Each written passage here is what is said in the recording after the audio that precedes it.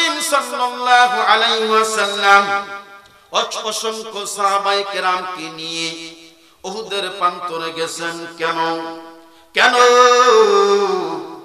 ওই জামানার ওই সময়কার কিছু মানুষ কোরআন শুনতে চায় না, কোরআন অনুযায়ী পরিবার চলবে, কোরআনের আইন অনুযায়ী সমাজ চলবে, এই কোরআন অনুযায়ী রাষ্ট্র ব্যবস্থা চলবে।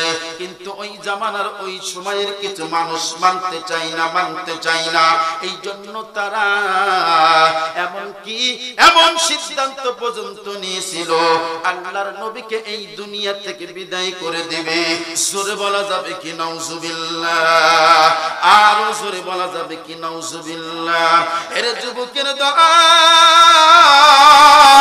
কে যেন এলান দিয়া যায়, নবী আর এই দুনিয়ায় নাই, নবী উহুদ